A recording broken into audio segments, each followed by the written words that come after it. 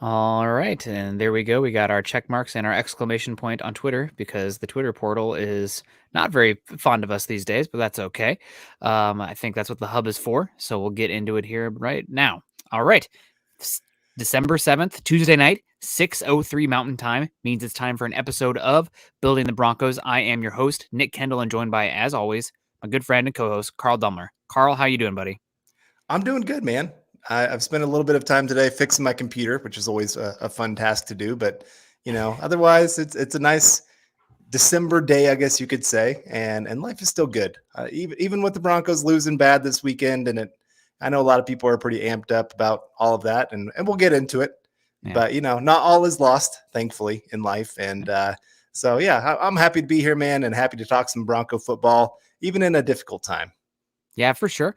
Absolutely. You guys, if you like talking ball, you can find Carl and myself on Twitter. Carl is at Carl Dumler MHH, and I am at Nick Kendell MHH.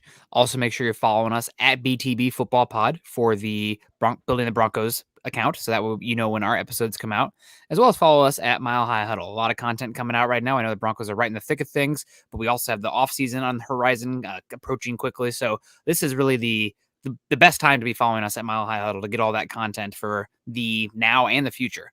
Make sure you're also following us at go to huddleuppod. Oh, excuse me, huddleuppod.com to get your swag on. The holiday seasons is here. If you like the hats, that's definitely a good one. The shirts, all of that stuff, awesome to get in, especially with the holidays right around the corner. You want to make sure you're checking that out. Also, make sure you're at facebook.com/Mile High Huddle, as well as facebook.com/Mile High Huddle Pod. Join the conversations there. If there's something that you want to get into, start a conversation, the thread on there at Carl and me on Twitter or on Facebook. We'll join you. I mean, it's a good time to talk football and an excuse to not do other things, right? I'd rather be talking ball. That's why we're Yep. here right now. If you're joining us also today on YouTube and you haven't already, please subscribe, like, and share to this channel. That's the number one thing you can do outside of super chats to support our show. And also, they've been coming in slowly but surely, but I'm going to do the call of action again. Apple Podcast listeners, after the fact, or if you just have an iTunes in general, make sure you're going to Huddle Up and finding us on iTunes and leaving us a 5-star rating and comment. And we've been getting those this last couple of weeks since I've been starting to call those out again. So that's really great. We appreciate you guys doing that. Makes me feel powerful. Dance monkeys. No, just kidding. But really appreciate you guys doing that. Helps us so much. Also, everybody is trying to cash in on the next best crypto right now. But if you want a guaranteed way to double your money, all you need to do is use promo code MHH at mybookie.ag. It's simple. Sign up at mybookie.ag with promo code MHH, and your first deposit is immediately doubled all the way up to $1,000. How's that for a quick turnaround on your investment? With the NFL playoff race heating up and college bowl season just around the corner, double your firepower at mybookie.ag to get action in on the most important games for the rest of this season. Yeah, build up your own props, create multi-game parlays, and take part in a host of MyBookie cash prize contests.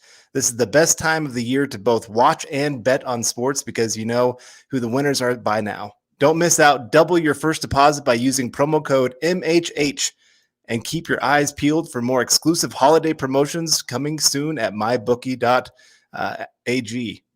Bet anything, anytime, anywhere with MyBookie.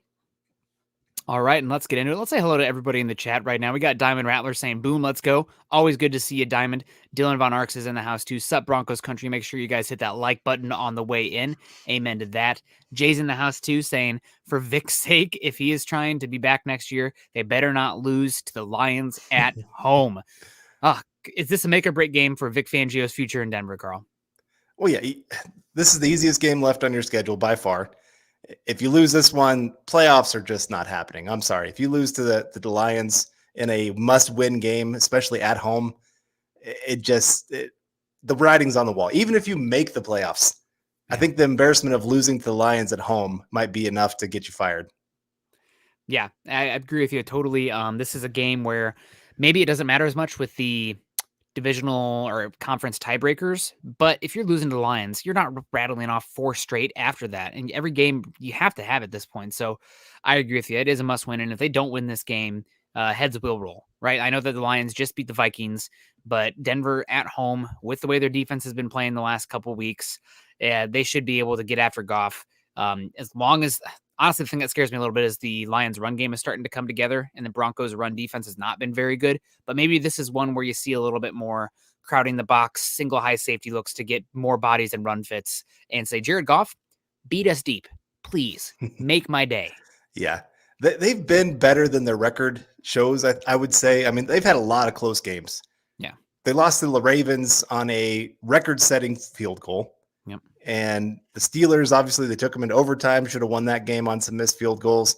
So there's been a few games they could have easily turned those into victories, but it's still a bad team. And you got to win against the bad teams, especially when you're a middle-of-the-road kind of team like the Broncos are right now. You can't afford to drop one like this.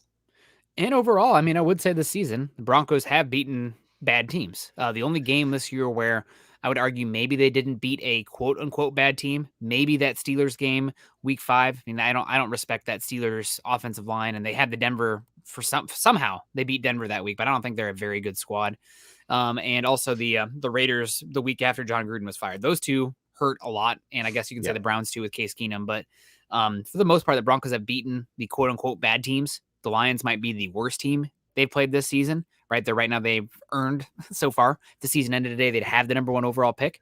But it's the NFL. Broncos are actually favored by less in this Lions game than the Chiefs were versus Denver on Sunday night.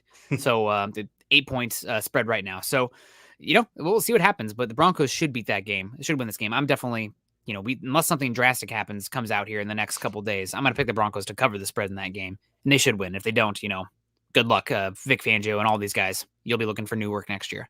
We got Miguel Santa Steven coming in here saying, good evening, Jets. Congratulations to Justin Simmons on the three-peat of Walter Payton Man of the Year. Yeah, you guys, make sure you are getting out there and voting for Justin Simmons for Walter Payton Man of the Year. We also got Lewis Condon coming in here with Facebook stars. Thank you so much, Lewis, for your support.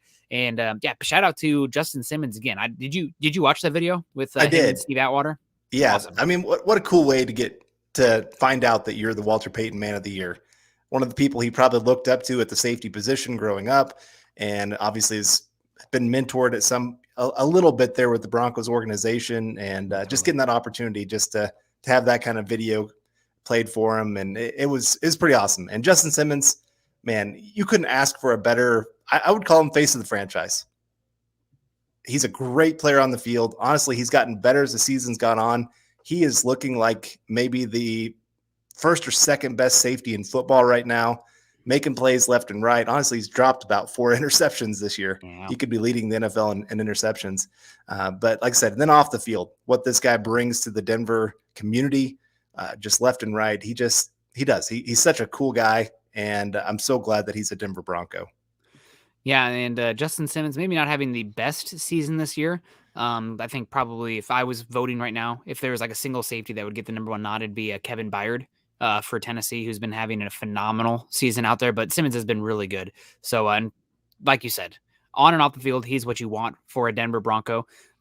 Very intelligent, very involved in the community. And when good people are good players on your team, and that's just, that makes the world go around. It makes it so much more fun to cover this team and to follow this team. Mr. Stewmeat coming in saying, how's it? How you doing, Mr. Stewmeat? It's always good to see you in here. We also have a question from Corey Johnson saying, maybe we can rework Vik's contract and move him to defensive coordinator next season. Who wouldn't want an easier job for the same pay? What do you think on this one, Carl? Well, you have to give credit to the defense in this last game. Yep. They played one of their better games against one of the best quarterbacks out there, obviously, in Patrick Mahomes. They shut down that offense. They did their job. Yeah. Like they won. And credit to Vik. This defense, especially 4 of the last 5 weeks, has played lights out. They've played like a top 5 defense. And so, yeah, if you could bring him back as a defensive coordinator, more power to you. I can't see that happening. Nobody likes to take that kind of demotion in the same organization that you're a part of. Yeah, it just creates too many weird power dynamics in the locker room with who answers to who's the one that's leading the meetings, et cetera, et cetera. So you don't see that happening unless it's somebody who's like been and more likely in college, but they've been a part of the program for a long time, and they're moving on to more of a CEO kind of role or offensive assistant quality assurance kind of thing because they're retired. They need to take a less on their plate being involved in the organization versus this pure demotion that Corey's talking about here. But we appreciate the comment, Corey. Just don't see that happening. Brian Van Vorst coming in here saying we need to fire and passion with every member of the coaching staff. sticking his thumbs under his armpits and sulking on the sideline hasn't gotten him anywhere. Obviously, talking about Vik Fangio. And I don't disagree with the sentiment here about fire and passion, but people are different and leadership styles are different too. And what works for some guys isn't going to work for others. Like if Bill Belichick was out here screaming about biting off kneecaps, it would, what the hell are you doing, Bill? Like you're not being authentic to who you are as a leader. Or if Sean McVay came out and started being really curmudgeon-y, that's not the type of player they are. So I think it's more important outside of the fire and passion. Obviously you have to have passion, but to be authentic to who you are as a coach. And I think for Vik, that also means that surrounding yourself with the right kind of guys to push those buttons. Like if you know that you are not connecting with the players the best or the rah-rah, you need to have some rah-rah guys in there. Yeah. But that's just knowing who you are as a leader and setting yourself up to be the best leader as possible, in my opinion. Right. And that could be where the hiring of Pat Shurmur, because he's not a rah-rah guy at all. You don't really have many rah-rah coaches at this point. Bill Kollar. I was going to say Kollar. Red Herring is for some colorful language. Yeah. See, you got a couple people, but in the really main positions, head coach, offense coordinator, defense coordinator, none of them are known as that rah-rah kind of guy. And, that's why you and I have talked about what we're looking for in the next Broncos head coach. If that's what happens for this team, we're looking for kind of a player's coach, a guy that really does well to connect to players. Maybe he's not as good at the X's and O's as Vik Fangio is, but maybe he does better to connect to players and kind of brings the team back together. You kind of see this ebb and flow in the NFL of you fire one coach, so you kind of go in the opposite direction. And then if that doesn't work, you go back in the other direction. And, it just, like you said, there's different kind of coaches out there that work. Yeah. I mean, Andy Reid isn't really known as a big time, like in your face, yelling and screaming kind of guy. He's pretty laid back. I've met Andy Reid, and like everybody just gravitated towards him. And he just was like the most relaxed guy, just sitting there talking, having a good old time. And like I said, Bill Belichick, not a yell in your face kind of guy. I mean, every once in a while he gets fired up, but it's very seldom. Yeah, absolutely.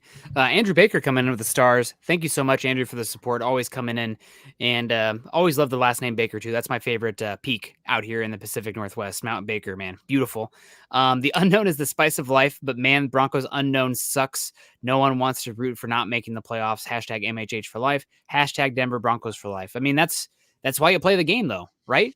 You never know what's going to happen when you take the field. So having the unknown is important. And I think that Scott may disagree with me on this one on the back end, but there's a lot of teams with parity right now across the league. And that means that a lot of fan bases are bought in, right? There's almost every single team in the league has 5 to 7 wins right now. Legitimately, like 5 to 7 wins, unless, very opposite end of the bell curve on some of those teams. But a lot of teams are in it. And the unknown is going to make this last 5 games really exciting.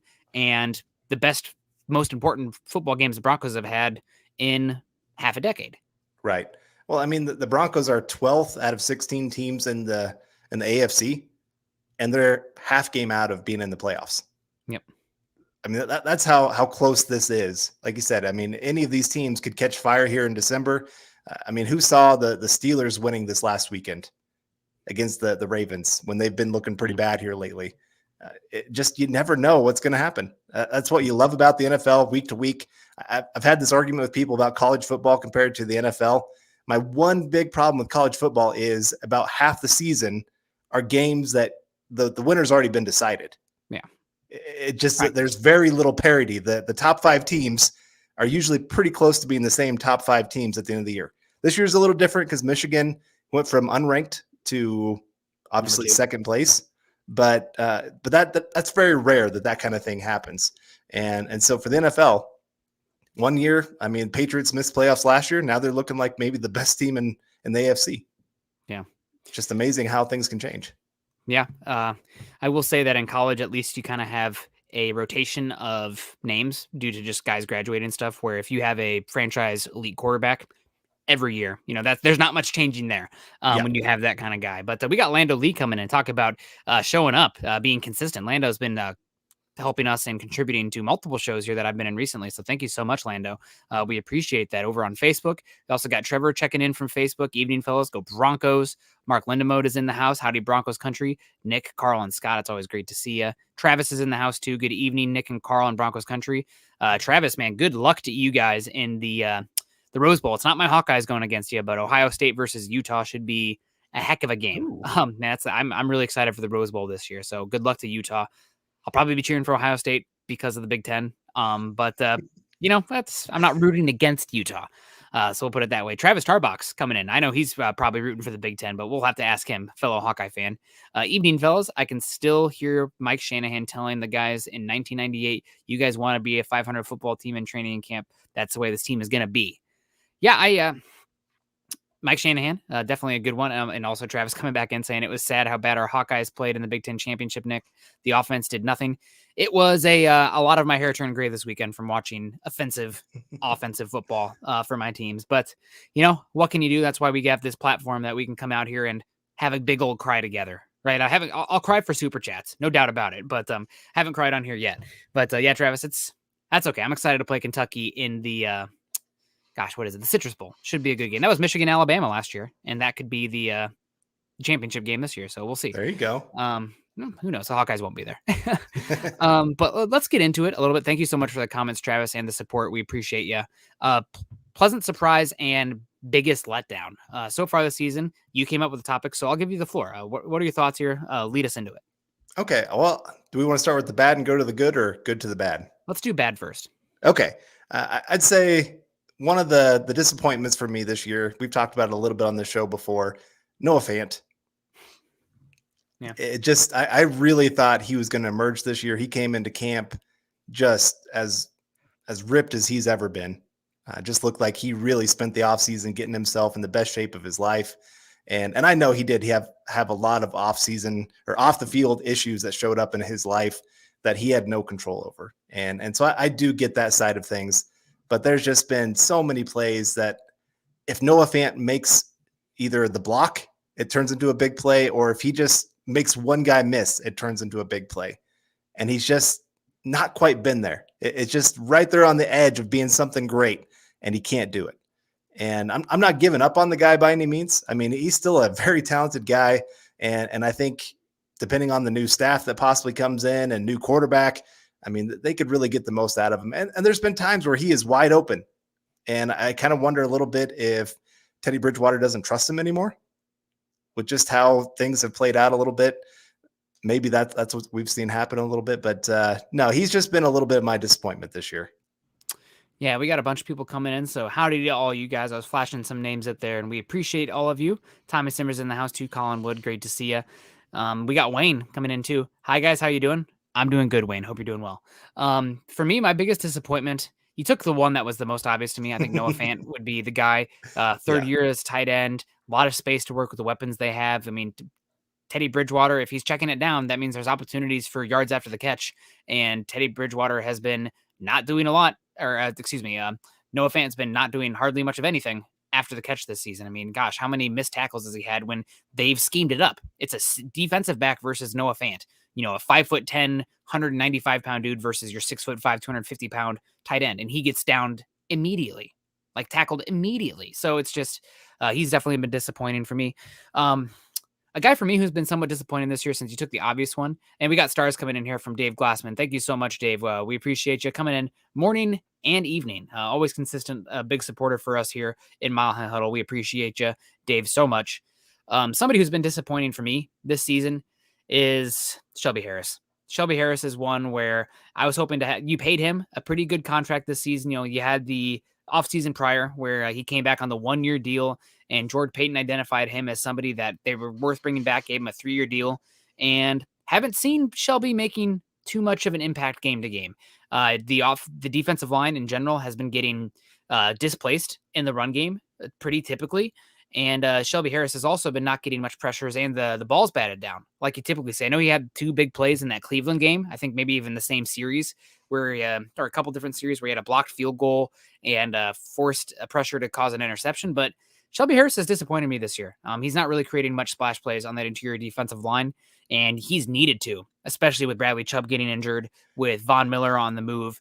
You needed Shelby to step up and make plays, and he hasn't. So I've been disappointed with Shelby. And that's a hard one for me, right? Yeah. Is there anybody else that you want to say disappointed you some?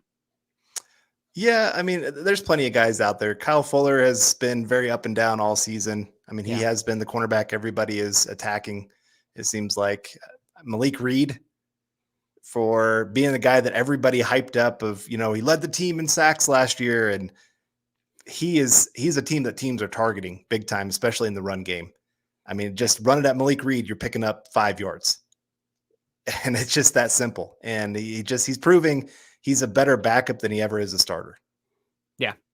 Yeah. And a couple other that stick out to me. I see some comments. So Shelby's been great. He's been okay. I would guess that his pressure rates and whatnot are not in the top 10. And you talk about the guy who's getting double and getting attention. It's Draymond Jones. Draymond Jones has been one that has been, I think he's top 10 in the NFL in pressures, even coming out of this last week's game. And it seems like a lot of the attention is being put on him in pass protection or by opposing teams' pass protection. So I think Shelby next to him should be doing a little bit more impact than he has. Another guy who's disappointed this year has been Garrett Bowles. Now I know he had the injury and then he had the sick little bug, but last year he was playing as a top 5-10 left tackle in football. And this year, while he's not terrible, he's definitely closer to league average. So I've been slightly disappointed there, more so in the run game than anything. But given the contract, especially the bump it's going to have next year, you'd hope he'd be better than what he's shown this year from a game-to-game basis. Yeah. I like the last name on this one, Deontay Spencer. Ugh. Yeah. They should pretty much tell that guy, if it's a kickoff, please just let it bounce into the end zone if you possibly can. Do not return this. I don't care if you are starting at like the 0-yard line. Just let it go into the end zone. I promise you, we will get better yards. And then, what he did there at the end of the half in this last game, when they had about, 17 seconds left, and you got one timeout. So you just want to be able to have him fair catch it, throw up one big pass play, hope you can get a timeout and maybe get a field goal out of it. What does he do? He runs around and uses up all of the time, making it completely destroy why you called the timeout in the first place to get the ball back there at the end of the half. And I'm not saying the Broncos would have scored points, but it's just those kind of things where he's just not thinking through what is best for the team. He's thinking through what is best for me to go make a highlight play. Yeah. And that kind of selfishness, I hope that he is not our returner next year. Yeah, no, for sure. And I think I do have one more here after reading the comment section. This one kind of came to my head. We got Dave Glassman saying, no offense to the rest of MHH crew for pure content and intellectualism. Nick Kendell is my favorite. Well, we're going to need to scope out, pan out here because my head is getting absolutely massive. Thank you so much, Dave. I do not deserve that level of praise, but I will certainly take it. And that's so nice of you to say. I really appreciate that. I don't have the title as far as being the nicest person, though. That would be Carl. So I better to be kind than smart. So thank you, Dave. But I got to push that off. Getting compliments myself. I like to act like I get them, but then I get really uncomfortable and flustered. So for me, another guy who's disappointed, and this is for the chat, kind of making this a little bit tongue in cheek, but disappointing. Who's somebody who's had all offseason, they were talked about, oh, it's really close. This guy might get some work. And then every chance he's had this season, he's looked pretty poor. Drew Lock. Yeah. Drew Lock. He's been disappointing. I know that it hasn't been very much reps for him, but you have to question the situational intelligence with him going out there, especially in that Chargers game. Teddy Bridgewater, definitely a massive, terrible game against the Chiefs. But we have the season-long sample size with him. And for the most part, he's been a league average starting quarterback compared to his peers this season. Just is. Not the Chiefs game. He was terrible in the Chiefs game. I need to emphasize that, getting this close to the mic. So you guys know I'm serious. But Drew Lock has been disappointed in the limited reps this season. He was supposed to be neck and neck with Teddy. The sample sizes that we've seen this season, granted small, I mean, just dreadful. So I don't know if he's in his own head or whatever's going on here, but it's been unfortunate. Yep. And I've been disappointed because, I mean, with him being with 2 years left on his deal, the arm talent that he has, if it clicks, you'd want to see that, but he has to make the most of his opportunities and has not. Right. Period. And the best way to make the most of your opportunity is to play smart on the field, not to try to go make the big play, but make the smart play. That's what coaches respect. And then they want to give you more opportunities to go out there and make smart plays. I don't think Teddy comes back into that game against the Chargers if Drew Lock is looking very competent and looking like he's running things pretty well. Yeah. I think the coaches got really scared. We're like, oh my gosh, he's going to cost us this game. And we're like, I don't care, Teddy, if you're on one leg, you're going to go out there and play. And so Again, I mean, Teddy is not the answer. I agree with Jay Stelos here. It's true. He's not the answer. The quarterback for this team is not on this team. Yep. That's just the reality of our situation right now with this. And it sucks. It really does. When you look at the rest of the division and they all have their quarterback figured out, and now they can just sit there and say, okay, let's figure out everything else. Like until you figure out quarterback, you can't hardly figure out some of the other things. And so hopefully this offseason, we'll see what George Payton can do. He worked magic this last offseason, so maybe he can do it twice in a row. Yeah, and I just got to say, I mean, for everybody on there, I was so ticked off at Teddy this last Kansas City game because he was the main reason they lost this game. He was dreadful. Yep. I think that he only had one pass beyond 8 yards until past garbage time. Just dreadful. He was the main reason they lost that game. Hopefully they'll get another chance at them with meaningful football in that week 18 game, because that was definitely on the lower end of the bell curve for the games he's had this year.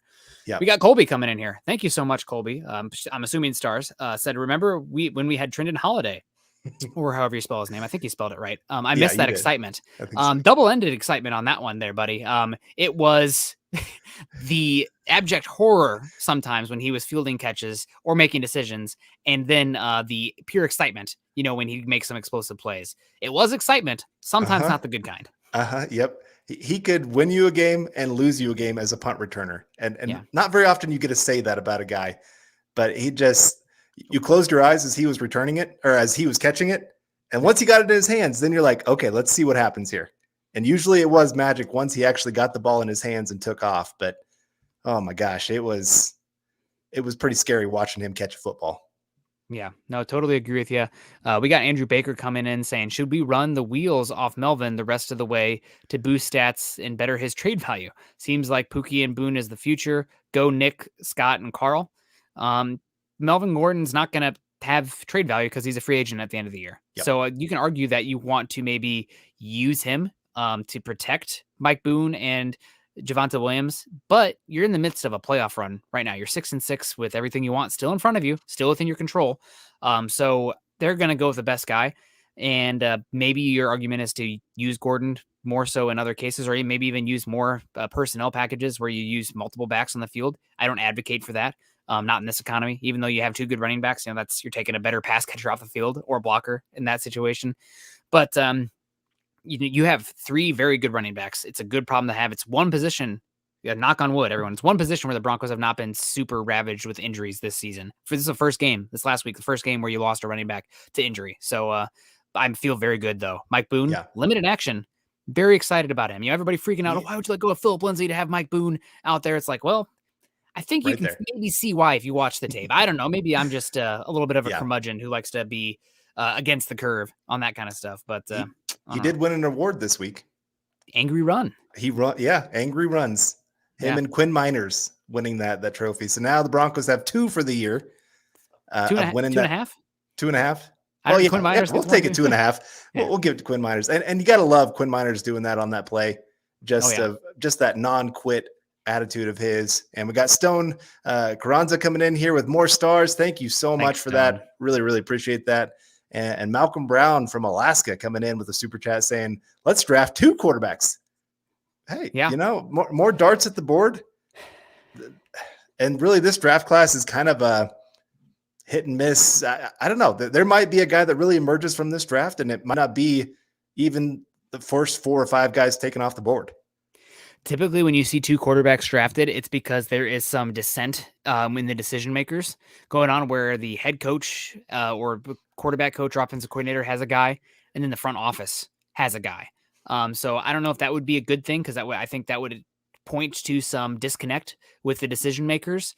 But I don't think it's a terrible strategy either, especially in this draft. You took one day 2 and then took another one day 3 that had tools. I don't think that would be the worst strategy when you're dealing with excess capital like the Broncos are right now. A couple guys that I like late in this draft, I do tend to gravitate towards the tools based on the tape and where we sit. I'm not getting a chance to interview these guys. I don't know their intelligence. I don't know their character or their work ethic, et cetera, et cetera. But Hendon Hooker for Tennessee, he was a transfer from Virginia Tech. He tends to sail the ball a lot, which is an issue, but there's a reason that we're talking about him being day 3 in a quarterback class as weak as this one. But he has a lot of tools. Scares me a little bit because he's in the same offense that made people think Drew Lock was going to be a first-round quarterback in Heupel with his junior year, and then Drew Lock regressed a lot going to I think it was the Dooley offense his senior year. But Heupel is now the head coach of Tennessee, and Hendon Hooker put up some good numbers with a simplified offense, but still good numbers with traits in that offense. And then Caleb Ellerby. I am so excited for Nevada versus Western Michigan because Carson Strong versus Caleb Ellerby might be the best quarterback matchup in the bowl season this year. Oh, here we go. There we go. Caleb Ellerby. So we got CC coming in here talking about it. That might be Carson Strong versus Caleb Ellerby might be must-watch TV for Broncos country. Yes, who would have thought? Western Michigan versus Nevada. That's the great thing is you're finding quarterbacks all over the place these days. It's not just the major colleges. And, I've emphasized this before of if I'm talking to a high school prospect that's looking at a college, go someplace you can play. Go to a Nevada where you're going to be able to start right away instead of sitting behind 3 other 5-star recruits that you're probably going to be transferring, just like we saw with the kid from Ohio State. I understand it's really cool to get those kind of offers and things like that. I know we're getting off track on this kind of conversation, but this is, like I said, this is kind of a weird quarterback class. There's some deep names that you kind of like that have some tools that maybe you could develop, but nobody at the top that just makes you go, I have to trade up for that guy. Yeah. Yeah, we'll see. I did a radio hit piece with Ben Albright and Ryan Edwards today, and they asked me, what would be your strategy in drafting the quarterback? And I told you it on here as well. I have 6 guys who I think are all pretty much stuck together, and I want to use the same strategy that I said they should use last year with the running back position. You have a tier, take the last guy on the tier. You don't want to be the first one to start that run, but if there are 6 guys you like, be the 6th team to take one of those guys on that tier. Because that way you're using the lowest resource possible to get that guy that you still like. Right. So that's where I sit right now. Obviously things will change as we get more information and work on more tape. Hey, MHH fam, coming in from Robot of Doom over on Twitch. Shout out to our Twitch folks. Have some kind of bad personal news. My uncle has the bug. Gosh, damn it, Robot. And it isn't looking good at the moment. We're not sure if he can make it through the night. It's amazing community can pray for us. It would be a lot of hearts. Thank you. Well, guys, make sure you're sending your positive vibes, thoughts, prayers, whatever you have to Robot of Doom and his family and his uncle to pull him through at this time. Because, man, that's rough, man. I'm really sorry to hear that. For sure. That sucks. Well, hopefully we can be here to at least give you a little bit of escapism when you're going through this as well. But definitely you have our thoughts, and we'll be checking in at some point soon. Kind of threw me for a loop there, getting me off. But hope you're doing well. And we got Trevor saying come in and praying. Here we go. From BX saying, Nick, how do you talk to Ryan? He's a Teddy apologist. You're talking Ryan Edwards. I don't know. I like Ryan. He's nice, and I like Ben too. I don't have many issues with people in the world and in Broncos media. I think we all want the same thing. It's like the same thing with politics right now. Maybe not to the same extent, but it's like, what's the most important thing? We're all cheering for the Broncos to be good, even if we have different opinions of how to get to the end goal. We want the same thing in our hearts, mostly for the most part. So I think that's the most important thing with this Teddy, Drew, whatever thing. Like, we want Broncos to have a good quarterback. That's the big thing. Yeah, and I'll give you a little hint and some of the behind the scenes stuff with Denver media. Most everybody gets along with everybody. Like it might look like there's some infighting and things like that, but most of us all get along pretty well and talk to each other on different occasions. And I recommended this offseason when we're having kind of a slow time, have a dance off between all the different Denver media groups. See who can win that. I don't think we're going to do well. I don't know if we have any good dancers. Maybe Scott. I think he'd probably be a pretty good dancer. Scott has some moves. Yeah, I don't doubt that. He was practicing them after his Braves won the World Series this year. We got Josh King coming in with a question of this one. Actually, it sticks out to me because I was talking with somebody working for the Iowa Hawkeyes, and I was asking about this and new information. So yes, our Josh King comes in and says, "I'm old," or question mark. I remember being taught to put your heels on the 10-yard line. If over your head, let it go. Our special teams is terrible. That rule has changed a little bit since the advent of the rugby style punters with all that back rotation. You see balls tend to cream away from the end zone in that situation. So now the rule is heels on the 8. If it's over your head, you let it go. If it's in front of you, you go. So not the 10 anymore.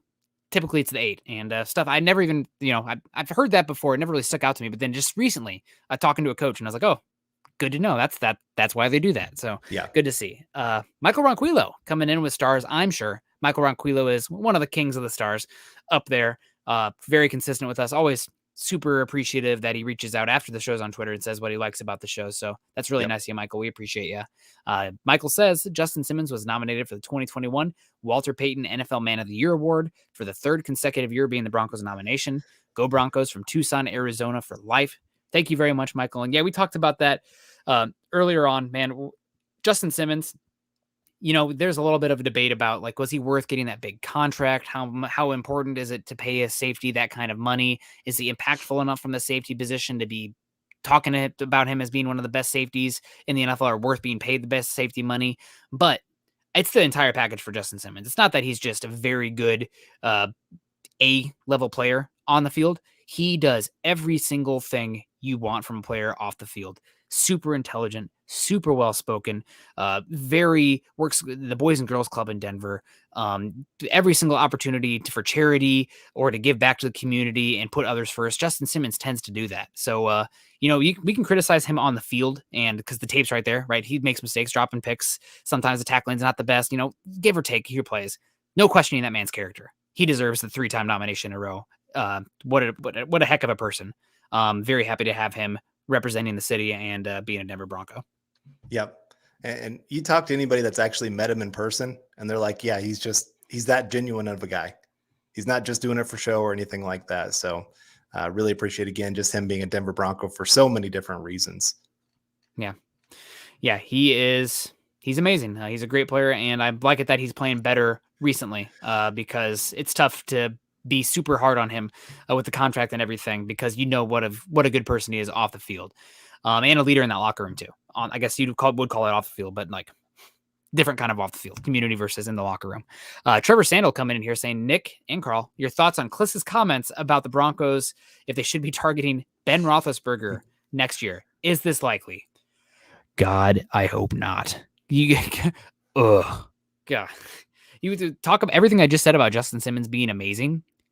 If they bring in Ben Roethlisberger, it's like the opposite of that. Big Ben is not known to be a very good person. Obviously, he's had multiple issues off the field, and his game is regressing a lot. I know he's a Hall of Fame quarterback, no doubt about it. He's been great in the NFL for a long time, but he looks like he was washed last year. And I know they just won that game, but it was like 19-20 led on the Steelers defense. I want no part of Ben Roethlisberger in Denver.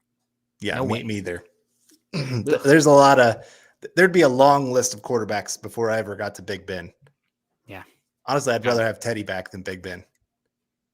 Yeah. That's where we're at. But we got Cody W coming in here with the super chat saying PS2 could really get that Roddy with Rookie of the Year. Yep, sorry, my bad.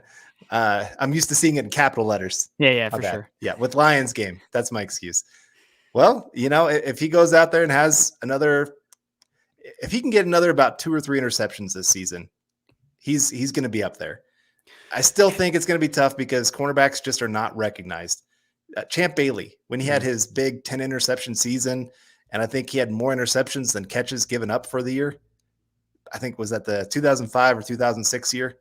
Yeah. Still didn't win Defensive Player of the Year. I don't know how. You can't do any more than that as a cornerback than what he did that season. Yeah. And yet he still didn't win.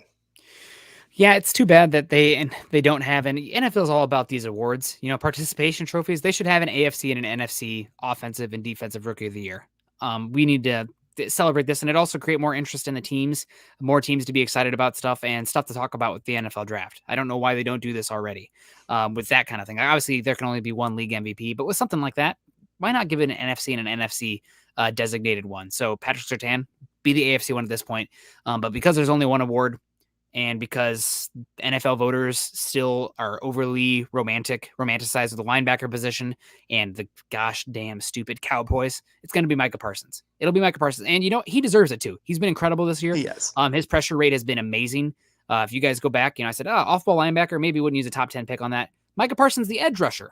Maybe we have something there. And he's been incredible off the edge. So good. Obviously playing off-ball linebacker too, and they have Randy Gregory and Dexter Lawrence. there's going to be some reps for him as a Mike in that as well. And he's an incredible sideline to sideline. But it's going to be Parsons' award. We appreciate the optimism, Cody. But it's just, there's too much. Typically it's a linebacker or a pass rusher award, right? Like sacks or tackles, even though tackles are a terrible stat. As far as evaluating who's making a positive impact on the field. And also he plays for the Cowboys. People aren't watching the Broncos right now. They saw the Broncos on Sunday and the defense played great, but Patrick Surtain didn't have, 2 pick sixes kind of thing. Right. And it's going to be Parsons unless he does something abhorrent, which that's one of the reasons he fell in the draft. But I doubt that's going to happen. Right. All right. Well, we got Shandy Bracey coming in saying, evening priests, go Broncos. Called the angry runs, our shining light of the Chiefs game. Yeah. I would say the shining light was the defense, making Patrick Mahomes look very, very human in that game. I'll go specifically the back seven. I think Kenny Young had his worst graded game via Pro Football Focus's grade this season. I think he had like a 26 grade, which is terrible, and he was bad, really bad in the first half. Also think it's kind of funny. Pro Football Focus just did their top 75 free agents this upcoming season. You had 2 linebackers for the Broncos in that list. Neither of them were Kenny Young. So Kenny Young's been solid for the Broncos, but I think that people are a little bit eager to overstate his impact in comparison to the guys that he replaced. Alas. Billy Ray Valentine coming in here saying, do you think Matt Ryan would be available after this season? His contract would be interesting to work out. If I were in charge of the Falcons, I would be doing everything possible to move on from him. Because I don't think this, and it's not Matt Ryan's fault. I think he is starting to dip, but it's because that Falcons team, I mean, watching them, I'm going to be talking with Scott tomorrow on his channel. You guys can join us tomorrow at 8 a.m. Yes, 8 a.m. Mountain time to talk a little bit of Falcons and draft, but like their coverage guys outside of AJ Terrell, bad. Their defensive line, bad. Their offensive line, bad. Like, and you have 3 years now to maximize it with Matt Ryan. It's not happening. 2 years with Matt Ryan. So sorry, Scott, 2 years. It's not happening. Move on. You should move on and get what you can and start that rebuild now because it's just not going to happen. And I feel bad for Matt Ryan in that sense, but like the Falcons are terrible around him. They just are. Like I said, that contract, it's going to be tough to figure that out. They just need to eat the money. I know they already have a lot of dead cap, but like, it's just like, take your poison pill now. I mean, if I was the Falcons, I'd be looking at that 2023 class and like, I have to finish with the top 3 pick. Will Anderson, the best pass rusher since Myles Garrett, or one of those top quarterbacks. Giddy up. Let's get there. But that's just me. I don't mind biting the bullet and sucking big time if you can get that kind of guy. Yeah. Cody W. It's just 1 year, right? It's 1 year versus a decade. Cody W. saying, what about offensive rookie of the year? You think Pookie is in it? No, it's not. Unless he goes absolutely ham over these last few weeks, possible. But right now it's either Mac Jones or Jamar Chase. Both those guys are playing incredible football. I know that Mac Jones only completed two passes yesterday, but he's been playing good, and it's typically a quarterback award. And Jamar Chase has been incredible, even though he's dropping a lot of footballs. Right, again, it's rearing its head again. But it would be one of those 2 guys, I think. Yeah. Again, those are the, I don't know, sexy positions of the offense, of course, and it's hard to beat a rookie quarterback. Yeah, they could play average, and for them, that's for a rookie of the year, you're going to get it because you're going to be the talk of the town. Mac Jones playing for such a prominent program and having a decent, I mean, I'm not trying to take anything away from him. He's having a decent season, but he's not why they're winning games. Yeah. They got a lot of other good things going for him. But we got CC coming in saying a guy that the Broncos should target is Daxton Hill. What? I think somebody else has mentioned that before. Love his versatility in the secondary. I wonder if CC is Zan21 on Twitter, because we talk sometimes. I know you know Zan on Twitter as well. But I love Daxton Hill. He was all over the field against Iowa this last week, and he had a play where it was one that was just eye-popping. He was playing the safety, or he was playing nickel position over the right hash mark, and the Hawkeyes ran a rub route on like 3rd and 4 to the flat and get to their tight end, and Hill comes across all the way across the field to tackle him for 1 yard gain. The Broncos need a new nickel next year. They're losing Kyle Fuller. They're losing Bryce Callahan. I don't know if anybody else on this roster I trust to play that slot cornerback spot. Daxton Hill does. He's actually the type of hybrid that Fangio uses. So it's specifically in his Fangio defense, he would really interest me. He's really talented. Sure. I mean, he's one of the best over the last decade. He's one of the highest tested safety recruits that's ever been recorded with his Spark score. So you know how Peyton was really leaning into those RAS guys. Jackson Hill's probably going to test crazy and climb up draft boards with that. So we'll see. We do want to get to Carl, the positives coming on here, and we'll let Scott go through the chat here to see if anything else really makes sense here. And we appreciate you guys, everybody joining us today. And Pedro, I know that I want to get this one, Pedro, real quick. A handful of safeties are better, but you pay top safety money for a top safety play. You don't pay for being a good person, pure PR move. Justin Simmons is Walter Payton Man of the Year nominee for the third year in a row. He got paid big money, but there's safeties after him who were going to get paid big money as well.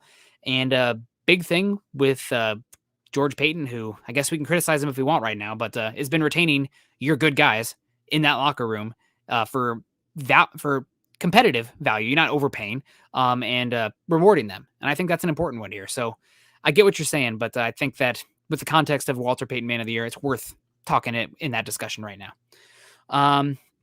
Okay, so positives here. Who has been your biggest pleasant surprises on this team now that we are 6-6 on the season with 5 games to go? Well, I mean, the entire rookie class obviously has been a pleasant surprise. It's not that they're just being thrown in because there's injuries or anything like that. They're actually playing at a high level. Yeah. But I really just want to highlight, of course, I don't know. There's not even just one that I can really point to and say that's the one that's really going to set this team, because there's just so many of them out there that are playing at such a great level for the Broncos. I mean, Cooper looking like he is the best pass rusher on this team right now. Who would have thought I mean, Draymond maybe, but okay. But I mean, edge guy. Okay. Let's just say edge. And for a 7th round guy to come in and be able to do that is just pretty darn impressive. And so, like I said, this rookie class has just been a huge pleasant surprise. It's one of the biggest reasons this team is still winning games, even though they've had all the injuries that they have had, and of course, trading away Von Miller, all those kind of things. And so just very happy with that. And I would say, I'll just add another one, then I'll let you get to yours. I'd say George Payton has been a real pleasant surprise. Like I expected decent things from him, but there's not many moves that he's made that I can't sit here and say, wow, that's worked out really well for the Broncos. Like all of them have worked out really well so far, other than maybe a couple that you can sit there and say, why'd you do that? Yeah. Yeah, for me, the biggest one would have to be Quinn Miners. Came into this season saying like, hey guys, if we don't see Quinn Miners at all this year, that's okay. He is coming from Division III Whitewater. Talk about a massive change. That'd be like playing ball against middle schooler and then playing college football. Maybe not that big of a difference, but like what a crazy jump. And then to have him go from that level to the NFL in a weird offseason as well, with still not as weird as last offseason, but a weird offseason as well. And he's been confident out there. Now, obviously, we can nitpick some. When he gets to the second level, or sometimes when he has to move into space, he can be a little bit out of control and not reach his target with a good block. He needs to play with a little bit more control when he's targeting those second level defenders. And he needs to be much better in pass protection. But the fact that he's out there at all, looking competent, and not only looking competent, but splash plays in the run game, huge surprise. I was totally ready to be like, okay, well, he's going to compete for a spot next year, because you're talking about the very end of the 3rd round for a guy who was always supposed to be a project. So the fact that he's come in and not only looked competent, but been one of the tone setters on that entire offense has been mind-blowing to me. What a huge positive and surprise. I was totally ready to write him off this season, not long-term, but this season. And he belongs, right. Man. He's really good. Right. And I mean, same with Baron Browning. We kind of said the guy's raw. He needs a year to develop. And yet he's out there wearing the green dot for this team and not only looking competent, but looking like he could be a future long-term answer at the linebacker position for the Broncos. I mean, even as a rookie, I'm sitting there saying, yeah, I could see this being a second contract kind of guy, because he's that impactful at the linebacker position. And I don't want to pay linebackers usually, but because of his athleticism and what he brings to the table, if he keeps on this path of development, man, the sky really is the limit with that guy. And so, like you said earlier, of getting the guys who have high athletic profiles that they did in the draft, that's why you can see incredible ceilings for each of these guys. Yeah, no, I 100% agree with you there. Definitely both of those guys. Baron Browning is another one who sticks out to me as a big surprise. Another one who has been a surprise for me in a kind of a negative and positive way has been Kyle Fuller. Obviously, you paid him the big contract. And then he disappointed on the boundary, no doubt about that. But to see him be a healthy, not playing, logging any snaps for multiple games, and then stepping up and playing the nickel spot this season, which is something he's never played before in the NFL. And I don't know if he played there in college either. I mean, hats off to him, right? This is a team that he only signed a 1-year deal, and it would have been easy for him to kind of pack it up once it was obvious that he was being displaced on the boundary. But he got his number called, and he played pretty well so far in the nickel. And I know that he's not perfect in the nickel by any means, and that's where a lot of teams are targeting right now. But I think that's also a testament to how good Darby and Surtain have been on the boundary. So Fuller's a positive for me because of his season's path so far and his ability to answer the bell when they said, hey, we need a nickel to come in here. And he's played for the most part solid there. Not great. You're looking to replace him after this season, especially for what he's getting paid. But I think he's been a pleasant surprise from that nickel spot. I'll give a shout out to a guy that I think took one of the biggest leaps on the team this year. And it doesn't mean that he's playing great, but it just means he took a really big step forward in Cushenberry. Mm-hmm. I think he went from maybe worst center in football as a rookie to, I'd say he's more middle of the pack this year. And, I probably couldn't ask for much more from a guy to make that kind of leap. That's a giant leap for any NFL player. And doesn't mean I'm still not looking to upgrade the position this offseason. I want to bring in competition for him. But like I said, he's made a nice step forward that at least gives me some confidence that maybe the Broncos can be okay at that position. Yeah, no, absolutely. And we got Iron Man coming in here saying, will the Broncos get rid of Graham Glasgow, making a lot of money for not so great playing? I think that after this season, his contract is relatively easy to move on from. So I would expect that to happen. Maybe you could see a renegotiation of that contract to give yourself some flexibility for a guy who can play all 3 spots along the interior, and then not have that dead cap hit while retaining depth at the position. But I think it's most likely a move on from Graham Glasgow, just with how the contract is set up and the fact that you have 3 to 4 young guys on the interior that you feel pretty confident in taking the field and looking good. You will need to add depth there again this offseason at some point, but feel pretty good about Reisner, Cushenberry, Miners, and Moody as your core 4 interior for 2022. Yeah, like I said, you want to add at least one more guy to get some competition and just add some depth, because right now, I mean, Miners played a little bit of center in the offseason, but he never played that in college. It would make me nervous if Cushenberry ever went down. What are you doing at that position? And so I do want a little bit more depth at guys that have some experience for sure at the center position. Yeah, no, absolutely. That's a good one. And we got Cody W coming in here saying Anderson was looking good. Calvin Anderson, he looks solid, no doubt about it. In the limited reps that he had, it's a big bummer that he got injured, because I would love to have seen some right tackle reps as well from him, just to see how viable he would be. Because I think he's a true free agent at the end of this year, an unrestricted free agent. I don't think he's a restricted free agent. So he's one that, between him and Massey, maybe there's only one contract there for those guys. And if you knew that he could play right tackle as well as left tackle, maybe you go in on him. But Anderson was looking good in the limited reps. And it's too bad that he suffered that injury. It's not season ending, right? But it essentially was season ending, is my understanding. Yep. Yeah, there's a chance he'll be back after a few weeks here.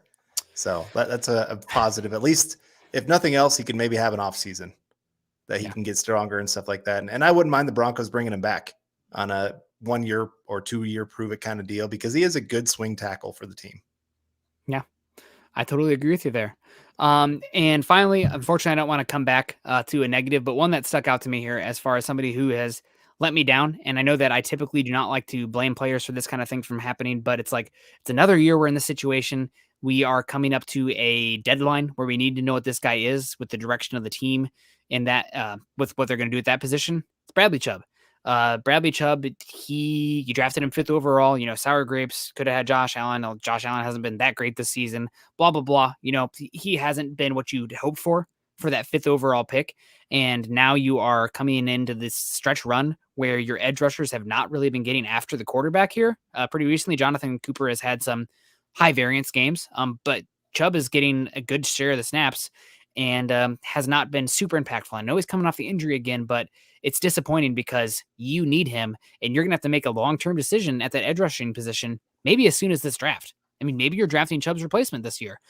So the fact that we haven't even seen to like know if we want to look elsewhere because Chubb is a defensive building block kind of piece, that's disappointing to me. So that's one that is a letdown. It's not entirely his fault. The bone spurs in the ankle, the surgery, blah, blah, blah. I know that.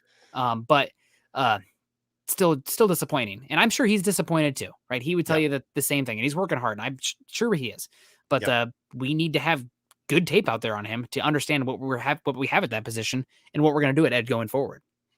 Yeah, I was going to say the next 6 games are going to be huge, or 5 games. Sorry, 5 games left. I'm hoping for 6. Plus 7, 8. Yeah, something like that. But yeah, you're right. We need to have some clarity on that because Edge is going to be a priority even if he plays good. But how big of a priority? Is it going to have to be like you have to go use that number 1 or that first round pick on edge rusher? Do you need to go to free agency and pay big money to bring somebody in? If he's playing well, then maybe you can push that off a little bit. Yeah. It's not as high as maybe a right tackle or the quarterback position. It could be maybe 3 on the list. But all right, we got Stone Carranza coming in here again saying, would you consider giving up Chubb for a strong quarterback? Go Broncos and happy holidays. Where do I sign up? Just point me in there. I get what's a strong quarterback? I guess that is leaving it up for interpretation. Like Tim Tebow is strong. I'm not giving up Bradley Chubb for Tim Tebow. But that's one that makes me a little bit concerned. But yeah, Chubb, as important as edge rusher is, it's the second most important on the field, no doubt about it. I guess you could argue maybe cornerback or tackle or wide receiver, but quarterback eclipses all of those multiple times. So would I give up Chubb for a strong quarterback? Yes. Yeah, absolutely. We'd have another chance to get an edge rusher. To get a good quarterback, that's way harder. And we just want to say we really appreciate the stars that you've provided here tonight. Just it means a lot to us, and very much a happy holiday to you and your family during this time.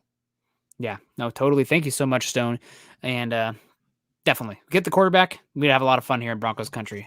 Talking about Bradley Chubb here from Cody W saying plays well or not, he's an injury risk. With Chubb, yeah, that's the thing about him, right? He's going to have to play better, and he's going to have to prove it again next year. Luckily, the Broncos have another year of control with him. It's just the thing that concerns me, and it's a good problem to have. This would be a good problem, but let's say you invest a first-round pick and get George Karlaftis at pick 17, right? Just throwing a name out there, just out of the hat, on no association. But George Karlaftis and Jonathan Cooper plays great, and Chubb is playing great. Great problem to have. Where's the money going, right? Because you shouldn't let Chubb go if he's playing great unless you don't believe that he can stay healthy. So he's an injury risk, but luckily we have 5 more games and next season and potentially a franchise tag after that if he's playing so well that he's earned that, to at least figure out, can he string healthy games together? Yep. And of course, a lot will depend on the quarterback position. If you're paying high money for a quarterback, it could factor into what you're doing at that position. If you're paying a rookie, you can afford to take some risk on a guy that might be injury prone.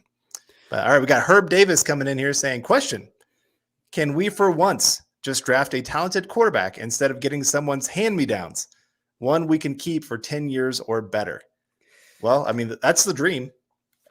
Every team, that's what they want. The reality is, though, it's harder than it seems. Yeah. I mean, look at the Browns right now. They're having to make a decision on Baker Mayfield. They took him number 1 overall, and he's kind of on that edge of, is he worth paying a second contract? Is he not? Kind of wavering back and forth. It is. It's just really, really tough to find one. I mean, Broncos invested a decent draft pick into Paxton Lynch, thinking he'd be the future of the team. Put a second round pick into Drew Lock. It's not like they haven't tried to go in that direction and find somebody. It hasn't worked out yet. And, you don't draft a quarterback really high in the draft unless you really believe, hey, this guy is the future of this team. Yeah. I mean, ideally you'd get that, but also it's the context of this quarterback class. You don't have even though he struggled so far this season, you don't have a Trevor Lawrence in every single class. You don't have 5 quarterbacks go in the top 15 picks of every single class. And that just doesn't seem like it's going to be the case this season. So maybe you get lucky and you get a guy day 2 and he ends up being a Derek Carr or a Dak Prescott for you. That's that'd be great. I would take either of those guys, especially on their rookie contracts. But it's hard to do. So ideally you find one draft. But the other thing is with drafting a quarterback, especially this year's crop, you're not drafting any of these guys for what they're going to be in 2022, right? You're drafting these guys for 2023, honestly, 2024. I think 2 years in the league for any of these rookie quarterbacks before I'm starting to really buy in either way. And with the way this roster is built right now, I mean, outside the quarterback position, it's ready to go for the most part. I mean, obviously it's not a perfect roster, but there's a lot of pieces here. It reminds me a lot of the Tampa Bay Buccaneers the year before Tom Brady came in, and you pluck him in and boom, Super Bowl. So you risk losing a lot of these cost-controlled guys over these next couple of years, waiting for that window to open for that rookie quarterback. If you are hell-bent on that rookie quarterback as well. And I still think that's the way to go overall if you can, but you shouldn't turn your nose up at potentially acquiring Russell Wilson and Aaron Rodgers, because that means the next 3 years are going to be good. I know people want, you want to be good for 20 years, of course, but there's no guarantees. So if you can get a window for 3 years, you take it. You take it, you figure out the rest later. For sure. All right, we got Clee Torres coming in here with a little bit of humor to kind of close out this evening for us. Why don't you ever see hippopotamuses hiding in trees? Because they're really good at it. There you go. Hippopotamuses scare the absolute bleep out of me. Man, have you ever seen one of those guys swimming in the water and chasing down one of those boats? Yeah. Hell no. God, it's gators, lions, all those guys, they get a bad rap. Hippopotamuses, best PR agent we're talking about Justin Simmons being a PR move. Hippos, baby hippos, those things grow up to be cold stone killers. Absolutely not. Not for me. I'm not messing with no hippos. Hard pass. Unless they want to come play on the defensive line, then I'm in. I do also like the videos when they crush those watermelons. That's always a lot of fun. Mm-hmm. Any other positives that you are interested in as before we get on out of here? Some guys who have been pleasant surprises for you. Well, I'm trying to think here. I'll give one. Patrick Surtain. Patrick Surtain this early. I mean, we saw it last year. We had 2 cornerbacks drafted in the top 10 in Jeffrey Okudah and CJ Henderson.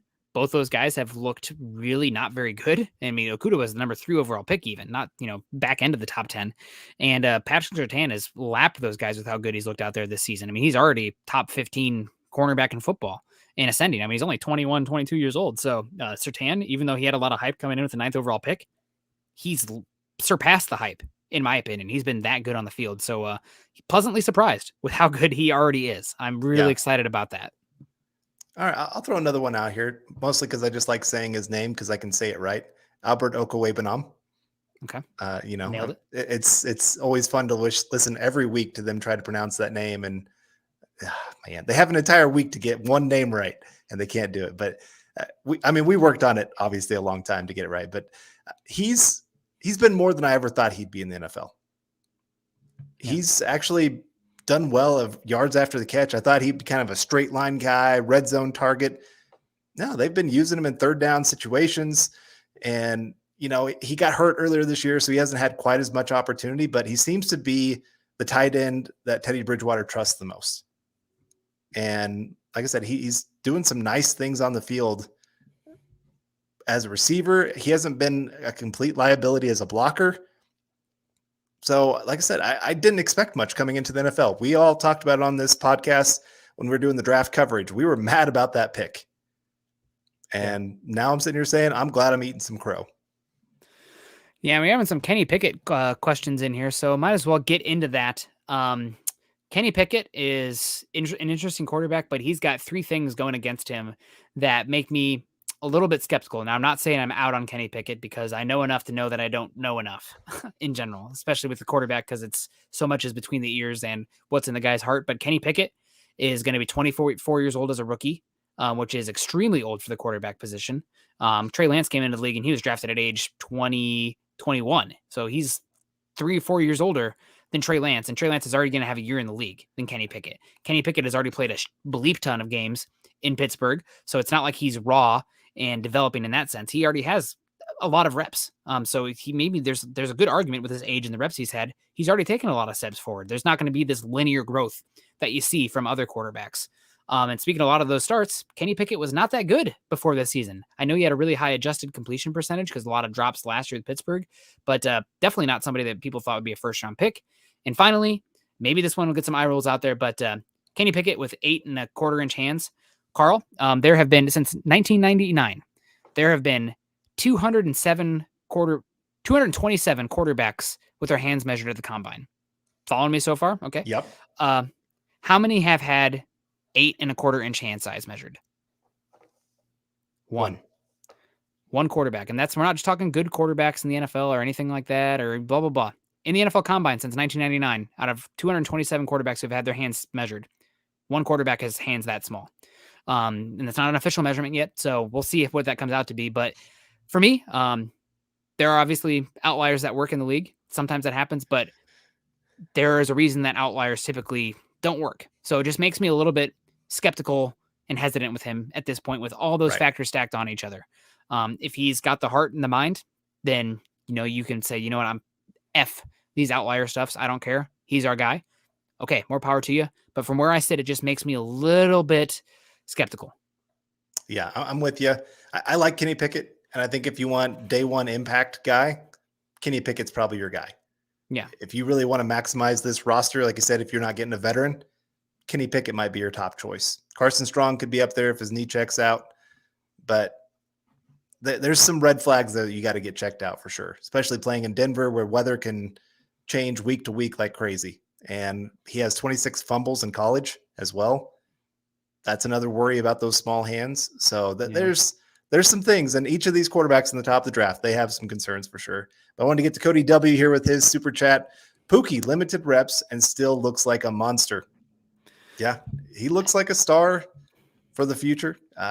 I've loved watching that guy play. He's been one of the few bright spots of this offense, and made some plays that just were not there, and turned a 2-yard run into a 40-yard run, and it's been a lot of fun. I'm glad he's a Denver Bronco.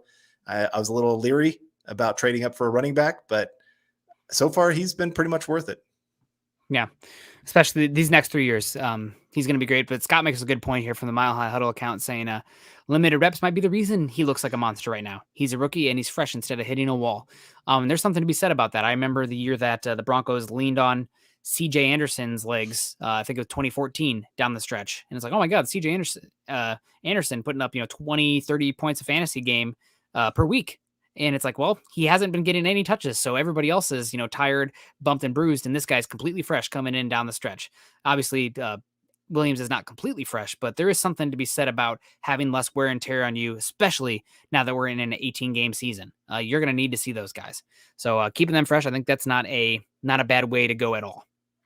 Yeah, I agree. I think you need to have two to three good running backs on your roster because of injuries, because just guys get banged up throughout the year, and just because you want to have that 25 to 30 carries a game if you can. It usually means you're winning games, and you can't put that all on one player. And Colin Wood saying, admit it, Nick, you hated the pick of Pookie at the time. I didn't hate it, but trading up in the second round left me a little bit of a we could have used another pick on a defensive depth player at that point with that extra pick we gave up. But, you can go back and listen to Broncos for Breakfast dating back to March, where Scott and I, one of our first shows, talking about how much we liked Javonte Williams and thought he'd be a great fit for both the Falcons or the Broncos. One of the first things we talked about on those shows. So trading up for him, you got to hit on that player then. It makes it that much more important to hit on that pick, but looks like they hit on it and they're going to maximize that guy on his rookie contract. So we'll see. And also I try to do my best to be happy about the controllables, right? And that's something I couldn't control. So we're going to try to look at it as positively as possible and hope for the best, because that's all you can do at this point.